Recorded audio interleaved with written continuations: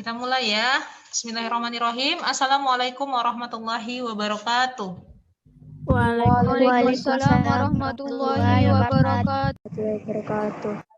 Ya, alhamdulillahirrahmanirrahim. Pada sehat semuanya ya. Alhamdulillah sehat. Alhamdulillah sehat Umi. Ini pertemuan perdana kita ya di semester genap ini tahun pelajaran 2021-2022.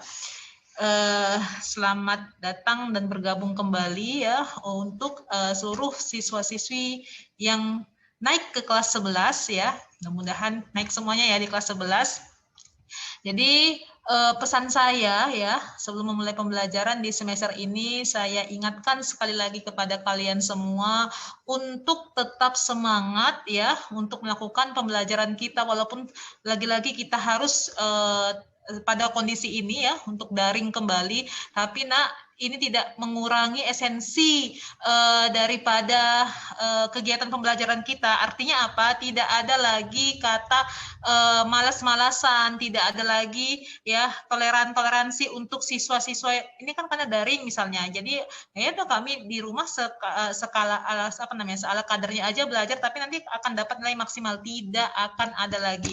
Ingat nak, kalian sudah di kelas 11. Ya, artinya apa? Di kelas 11 inilah momen di mana kalian harus benar-benar memicu semangat kalian untuk belajar. Karena apa? Inilah bekal yang akan kalian bawa untuk ya ilmunya nanti untuk kalian mengejar cita-cita kalian untuk perguruan tinggi. Karena di kelas 12 nanti kalian akan banyak dilibatkan dengan kegiatan-kegiatan yang lain, gitu dia. Jadi kalau dibilang sekian persen lah hanya untuk pembelajaran di kelas 12. Jadi untuk mengejar ilmunya ya, inilah dia momennya di kelas 11. Kalau mungkin di kelas 10 sebelumnya kalian bisa agak berleha-leha ya, ini bisa tetap santai karena kalian berbeda ya nak, karena kalau belajar daring ini kan sebenarnya bisa santai kan di rumah, bisa sambil tidur-tiduran tapi dengerin gurunya lagi live teaching ya kan. Ngerjain tugas juga bisa nanti 1 jam kemudian baru buka psikologi, jadi tidak bisa bersantai. Artinya kesantaian kalian ini bukan dimaknai dengan berleha-leha lagi seperti kelas 10 yang tugasnya itu cuma 1-2 yang dikerjakan tapi nilainya bagus. Ini tidak ada lagi seperti itu. Kami pastikan ya sistem di CTF sekarang ini akan benar-benar ya, bagi siswa yang malas akan dibuat nilai seasli-aslinya nanti. Jadi kalau kalian mau malas ya silahkan, kalian akan mendapatkan apa yang kalian lakukan ya. Jadi nggak ada lagi, selama ini kan kalian lihat, wah walaupun ini nilai saya tetap bagus, nah seperti itu kan. Tapi lihat memang kemarin kan ada untuk yang kelas mantan ya dari kelas 10 Einstein ya, saya ingatkan kemarin kalau tidak ngerjakan tugasnya, kalau tidak dipenuhi kewajibannya maka akan tinggal kelas. Ya alhamdulillah karena mereka mengejar ketertinggalannya ya alhamdulillah bisa naik ke kelas 11. Jadi untuk seluruh kelas 10 saya ingatkan tidak ada pemilihan mata pelajaran, misalnya matematika yang penting, IPS nggak penting, nggak, semua sama. Nah, apalagi nanti untuk ujian sekolah ya, untuk kelas 12 ujian sekolah nanti, semua mata pelajaran itu sangat sangat penting, sangat berperan dalam hal kelulusan kalian. Jadi itu ya, sebelum membuka pembelajaran. Jadi nanti kalau ada yang tidak paham, boleh chat pribadi ke saya. Ada keperluan, boleh chat pribadi ke gurunya masing-masing.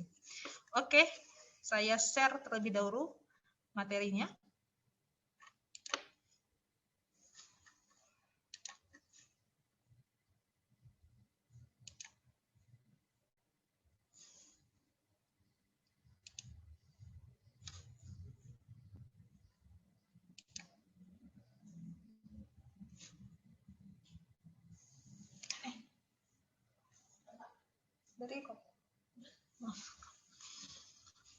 Oke, kelihatan ya, Nak? Kelihatan Umi. Kelihatan Umi. Oke. Untuk materi perdana kita di semester ini ya, kita mengenal tentang konsep dari hak dan kewajiban asasi manusia. Di kelas 10 kemarin kita sudah belajar belum nak tentang hak asasi manusia? Ayo, siapa yang masih ingat? Di kelas 10 kita belajar tidak tentang materi hak asasi manusia. Pengertiannya, udah pada lupa ya? Lupa? Belum, kita belum pernah belajar. Jadi nanti hak asasi manusia ini kalian dapat di kelas 11 dan kelas 12. Di kelas 12 nanti akan lebih didalami lagi, yaitu tentang kasus-kasus tentang hak asasi manusia. Kenapa bingung jawabnya? Tidak, Mi, gitulah kalau memang belum mendapatkan materi ini ya dijawab. Ya, jadi jangan segan-segan ya kalau mau bertanya di di room Zoom ini. Kalian kalau nggak paham boleh tanya, tidak hanya diam-diam, nggak masalah. Ya, kalau saya lebih suka dengan anak-anak yang aktif mau bertanya. Oke, konsep hak dan kewajiban asasi manusia. Kalau kita berbicara tentang konsepnya, kita harus tahu dulu apa itu pengertian dari hak asasi manusia, ya. Oke, sebelumnya, adapun indikator pembelajaran kita pada hari ini yaitu menjelaskan makna hak dan kewajiban warga negara, serta memahami hak dan kewajiban asasi manusia dalam nilai dasar Pancasila serta upaya penanggulangannya. Nah, apa itu makna dari hak asasi manusia? Ya, hak asasi manusia adalah hak pokok ya ataupun hak dasar yang dimiliki oleh manusia sejak manusia itu dilahirkan dan tidak dapat diganggu-gugat sebagai anugerah dari Tuhan Yang Maha Esa. Ya. Jadi hak itu adalah hak yang kita miliki sejak kita dilahirkan, ya, dan akan hilang ketika kita memang sudah tiada di dunia ini. Dan hak itu memang telah diberikan oleh Sang Pencipta, yaitu Tuhan Yang Maha Esa. Dalam di negara kita, hak asasi manusia itu diatur dalam Undang-Undang Nomor 39 Tahun 1999. Ya. Oke, kita lanjut. Nah, ada ciri-ciri ataupun sifat dari hak asasi manusia. Apa itu ciri dan sifatnya? Yang pertama, hak asasi manusia itu memiliki sifat yang hakiki. Apa itu hakiki?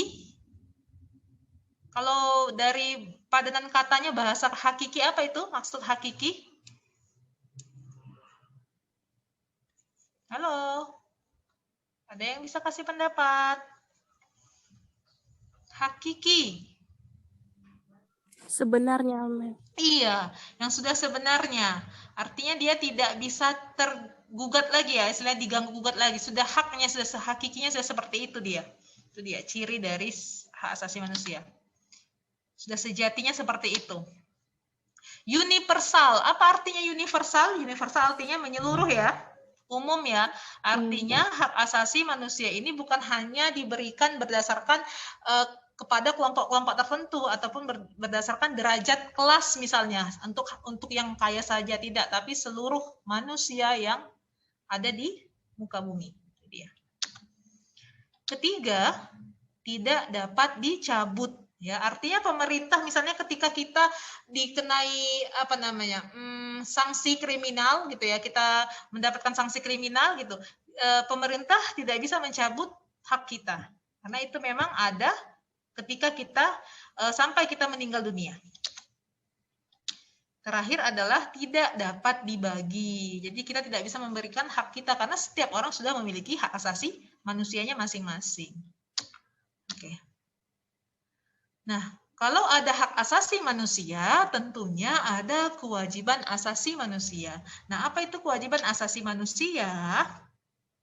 Ya, kewajiban asasi manusia adalah segala sesuatu yang harus dilakukan ataupun dikerjakan dengan penuh tanggung jawab. Artinya kita sebagai warga negara bukan hanya melulu untuk meminta hak kita saja, tapi kita juga harus menegakkan kewajiban kita.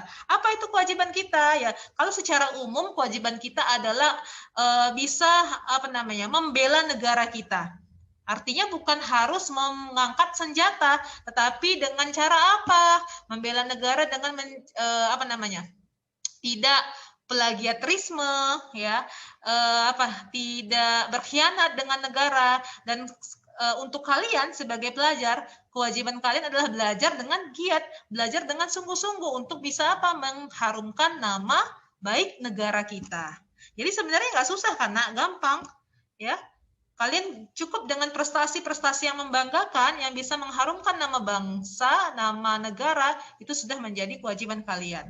Ya, sama seperti di CTF, kewajiban kalian sebagai seorang siswa di CTF apa? Melaksanakan tugas-tugas kalian, ya, tanggung jawab kalian sebagai seorang siswa. Caranya seperti apa? Dengan mengerjakan tugas, ya kan? Mendengarkan materi pembelajaran dari guru-guru, itu dia. Pokoknya mematuhi segala aturan yang ada di sekolah. Nah, itu bisa menaikkan taraf sekolah kita menjadi lebih baik, lebih dikenal oleh luar, ya. Dengan begitu ibunda juga akan senang, ya, karena dengan prestasi kalian, nama baik sekolah kita akan lebih dikenal di masyarakat. Itu dia. Nah, dalam Undang-Undang Republik Indonesia nomor 39, ya, ini Undang-Undang tentang Hak Asasi Manusia, pasal 1 ayat 2, kewajiban asasi manusia adalah seperangkat kewajiban yang apabila tidak dilaksanakan, tidak memungkinkannya terlaksana, dan tegaknya hak asasi manusia itu. Artinya, kewajiban asasi manusia adalah kewajiban yang harus dijalankan oleh setiap manusia yang bertujuan untuk menegakkan hak asasi manusia, ya.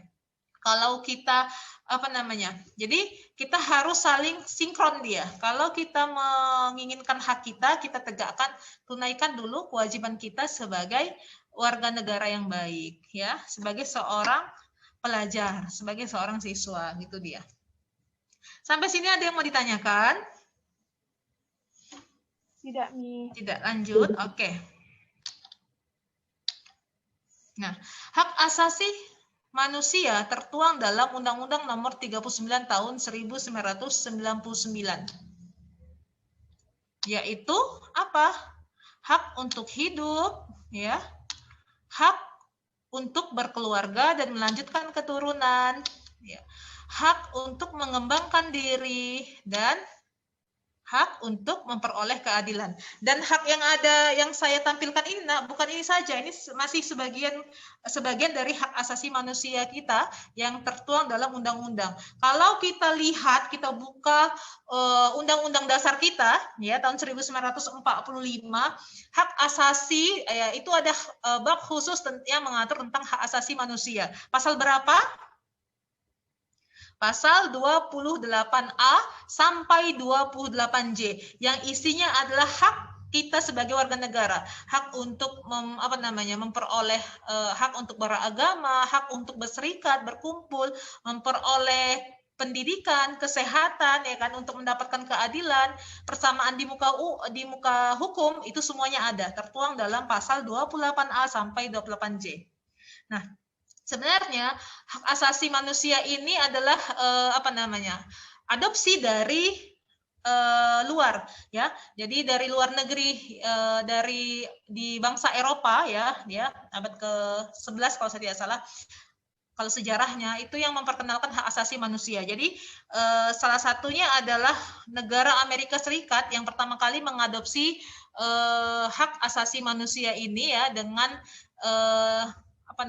dengan nama The Horse Freedom, jadi keempat kebebasan. Karena pada masa itu, ya, khususnya untuk bangsa Eropa, banyak sekali warga negaranya tidak mendapatkan kebebasan, ya, dimaknai dengan tragedi Magna Carta, Bill of Rights, jadi banyak sekali, ya. Jadi Presiden Amerika Serikat, ya, si Franklin ini mengadopsi empat hak kebebasan, yaitu kebebasan untuk bebas dari rasa takut, bebas yang masih hal-hal dasar, ya, bebas dari rasa kemiskinan, kemelaratan, itu dia, bebas berbicara dan bebas beragama. Artinya dari empat kebebasan ini tadi, itulah yang sekarang dikembangkan, ya, dan Indonesia juga mengadopsi undang-undangnya, ya, dan kemudian dimasukkan dalam undang-undang dasar kita. Yang sekarang dikembangkan lagi, sekarang hak-hak itu tertuang dalam pasal 28A sampai 28J. Itu dia. Jadi memang hak asasi manusia ini sangat dijamin ya oleh negara. Jadi barang siapa yang melanggar hak asasi manusia itu akan ada sanksinya tersendiri. Itu dia. Bahkan kita punya undang-undang yang mengatur tentang HAM, tentang pengadilan HAM tersendiri, serta apa banyak organisasi-organisasi ya, lembaga-lembaga yang tersendiri itu khusus mengatur tentang pelanggaran-pelanggaran HAM seperti Komnas HAM ya kan, Komnas Perlindungan Anak dan Perempuan gitu. Jadi memang ini sangat penting. Oke, kita lanjut. Ini ya tadi ya banyak ya kebebasan pribadi, hak atas rasa aman. Nanti kan lihat saja nak kalau melihat bunyinya di pasal 28A sampai J itu. Ini intinya saja yang saya ambil, hak persamaan di mata hukum. Oke, substansi hak dan kewajiban asasi manusia itu terdapat dalam Pancasila, ya. Pasal dari sila 1 sampai sila 5 semuanya itu terkandung di dalam Pancasila. Jadi HAM itu sangat erat kaitannya dengan Pancasila. Ya, HAM sangat terkandung dalam Pancasila. Kira-kira apa ya contohnya? Bisa sebutkan satu sila saja yang berkaitan dengan antara Pancasila dengan hak asasi manusia. Saya Oke, silahkan. Siapa? Sebutkan namanya. Khadijah tadi mau ngomong ya. Van. Saya Mi. Oke, silahkan. Fajar. Perkenalkan, nama saya Fajar Akbar. Silanya yaitu sila kedua, kemanusiaan yang adil dan beradab. Kalau dihubungkan dengan hak asasi manusia, kebebasan apa itu kira-kira? Kebebasan yang diperoleh itu bisa seperti hak untuk hidup, hak untuk memperoleh keadilan, hak untuk kebebasan pribadi, mengembangkan diri, dan lainnya. Iya, benar sekali. Ada yang lain? Satu contoh lagi, oke, silahkan. Perkenalkan, nama saya Dwi Putri Andini. Siapa nak? Dwi Putri Andini. Oh ya, Dwi, silahkan Dwi. Di sila pertama Umi, yaitu ketuhanan Maha Esa, itu tentang kebebasan beragama dan mengambil kepercayaan Umi. Benar sekali. Silahkan ada lagi. Saya Umi. Silahkan. Saya Muhammad Farid Umi, yaitu sila ketiga yang berbunyi keadilan sosial, persatuan, maaf Umi. Yang saya maksud adalah sila ketiga, keadilan sosial bagi seluruh rakyat Indonesia, yaitu kebebasan bagi seluruh rakyat Indonesia untuk memperoleh keadilan. Iya, benar sekali. Ada lagi? Jadi saya sangat mengapresiasi ya, ini saya beri apresiasi bagi kalian yang aktif di live teaching kita ya, di pembelajaran kita. Ya, saya ingat ini anak-anaknya. Oke, ya jadi benar sekali ya nak ya, nanti yang lain bisa lain kesempatan. Oke, terima kasih. Sangat benar sekali apa yang kalian katakan tadi ya. Jadi semua kalau kita lihat ya, semua sila-sila dalam Pancasila itu sangat berhubungan erat dalam kaitannya dengan hak asasi manusia. Karena apa ya? Karena Pancasila itu sendiri ada sumber dari segala sumber hukum. Jadi tidak mungkin ada undang-undang yang tidak ada kaitannya dengan Pancasila ya. Bahkan sangat banyak sekali ya kaitan antara hak asasi manusia yang terkandung dalam Pancasila. Terima kasih. Oke, kita lanjut ya. Nah, waktu kita juga. Ya. Jadi ada faktor penyebab terjadinya pelanggaran HAM. Jadi seseorang itu bisa melanggar HAM itu karena ada dua faktor, secara internal dan secara eksternal. Kalau secara internal, yang pertama itu adalah karena sikap egois mementingkan diri sendiri. Ya, misalnya orang yang berkelahi langsung memukul, ya kan? Nah, itu kan karena sikap egois mementingkan diri sendiri. Rendahnya kesadaran hak asasi manusia. Terkadang orang-orang awam di luar sana yang tidak mengenyam pendidikan itu tidak paham hak asasi manusia itu seperti apa, ya kan? Maknanya seperti apa. Nah, beruntunglah untuk kita yang memang secara secara struktur ya di silabus memang untuk pelajar harus bisa mendapatkan pendidikan tentang hak asasi manusia. Jadi sangat rendahnya kesadaran tentang hak asasi manusia. Sikap tidak toleransi dan apatis. Artinya apa? Masa bodoh. Walaupun dia tidak tahu, dia tidak mau mencari tahu. Itu dia. Ini adalah penyebab pelanggaran hak asasi manusia. Nah, dari eksternal berarti dari luar, yaitu penyalahgunaan kekuasaan. Ya, karena seringkali ya pelanggar hak asasi manusia itu sendiri adalah pemilik kekuasaan, pemangku kekuasaan, pemangku kebijakan. Itu dia. Ya, ingat masa Orde Baru tahun 1998, ya kan, masa Pak Soeharto, lengsernya Soeharto dimaknai apa? Karena banyak terjadinya pelanggaran HAM di masa Orde Baru. Salah satunya apa kira-kira? Kebebasan, tidak adanya kebebasan berbicara, ya kan, mengeluarkan pendapat, ya kan, Nak? Ya, siapa yang berbicara mengeluarkan pendapat pasti nanti akan ada sanksi, seperti itu dia. Bahkan media saat itu dibredel, tidak bisa dalam mengkritik daripada kebijakan pemerintah, ya, dan masih banyak lagi. Ini penyalahgunaan kekuasaan itu termasuk faktor terbesar. Yang kedua adalah ketidaktegasan aparat penegak hukum, ya, yang kadang-kadang sebenarnya aparat penegak hukum ini sangat tahu pasal-pasal tentang hak asasi manusia, tetapi karena mungkin ada faktor-faktor tertentu, ya, yang mengakibatkan mereka itu jadi tidak tegas. Artinya memandang kalau bahasanya hukumnya itu tumpul ke atas, ya kan, runcing ke bawah. Artinya untuk orang-orang yang di bawah saja yang hukum itu tegas. Kalau untuk di atas, misalnya orang-orang yang memiliki kekuasaan, itu tidak, gitu ya. Nah, banyak seperti itu. Yang ketiga adalah penyalahgunaan teknologi. Nah, sekarang ini ada undang-undang tentang IT. Jadi barang siapa yang misalnya men-share segala sesuatu yang sifatnya dia membuli, itu ada undang-undangnya. Ya, selanjutnya adalah kesenjangan sosial dan ekonomi yang tinggi. Itu membuat terjadinya pelanggaran hak asasi manusia. Nah, upaya penegakan HAM yang bisa dilakukan adalah undang-undang tentang HAM, yaitu tadi undang-undang nomor berapa? 28 sampai 28 Jemi. Iya, undang-undang dalam undang-undang dasar. Kalau undang-undang yang khusus tadi tentang hak asasi manusia? Undang-Undang RI nomor 39 tahun 1999. Iya, itu kan undang-undang khususnya ya, karena jadi undang-undang dasarnya di dalam pasal 28 sampai 28A sampai 28J, ya undang-undang khusus ya di bawah undang-undang dasar yang mengatur tentang hak asasi manusia adalah undang-undang nomor 39 tahun 1999. Ya, ingat nanti mana tahu ada pertanyaan-pertanyaan ujian. Ya, kemudian apa? Selain ada undang-undangnya, ada penegakan dari Komnas Hak Asasi Manusia. Indonesia memiliki lembaga Komnas HAM, ya, pengadilan HAM, serta penegakan melalui proses pendidikan yang seperti kita lakukan pada saat ini. Oke, selesai materi kita pada pagi hari ini. Ada yang mau ditanyakan sebelum kita tutup, Nak? Saya Umi. Siapa?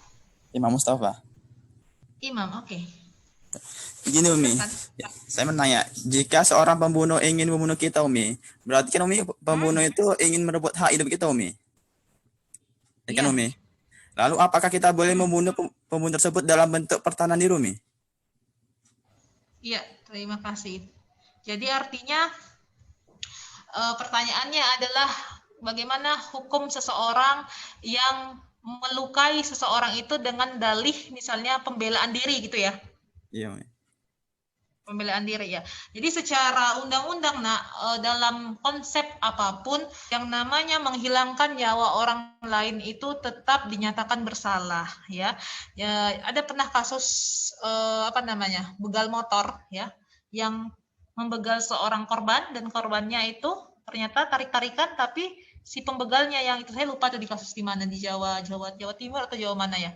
Akhirnya yang jatuh itu adalah si korban pembegalnya. Nah, itu bagaimana? Sama seperti ini juga. Nggak usah jauh-jauh tenaga kerja wanita yang di luar negeri itu banyak yang mau diperkosa oleh majikannya, tapi membela diri kehormatannya dan ada yang sampai melukai majikannya. Nah, itu bagaimana? Tetap mereka kena dikenai sanksi pidana 365 ya. KUHP tentang menghilangkan nyawa, kalau saya tidak salah, tentang menghilangkan nyawa orang lain. Tetapi kita ya sebagai masyarakat biasa yang tidak didampingi oleh kuasa hukum, kita punya kita punya pembelaan dari apa namanya? Terus kalau di hukum, saya karena bukan orang hukum asli ya, jadi tidak begitu paham. Ada pembelaan kita, Nak.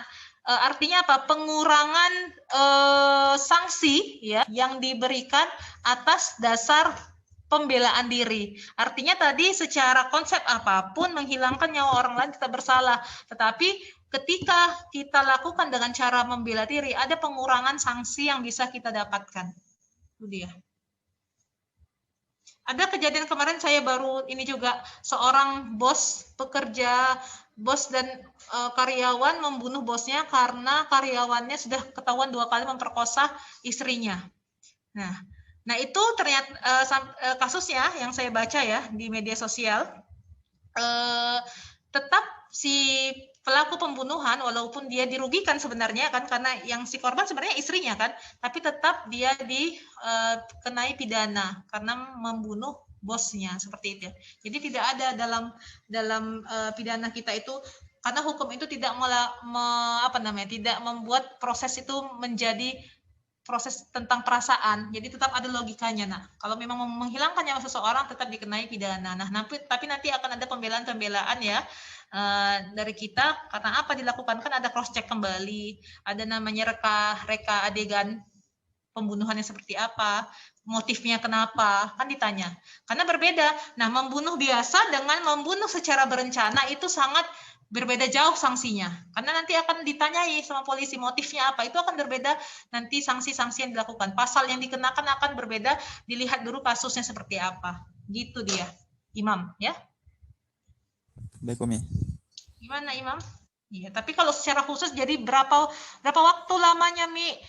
Kalau misalnya dia pembelaan diri, saya tidak paham ya Nak tentang masalah, karena saya bukan orang hukum asli ya, bukan sarjana hukum, jadi saya hanya tahu konsep dasarnya seperti itu ya, karena kami belajarnya juga secara singkat dulu di bangku kuliah ya, jadi seperti itu dia.